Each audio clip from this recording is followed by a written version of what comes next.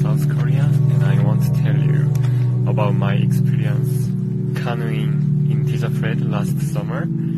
So I did canoeing for the first time there, and it was a very nice and pleasant experience for me.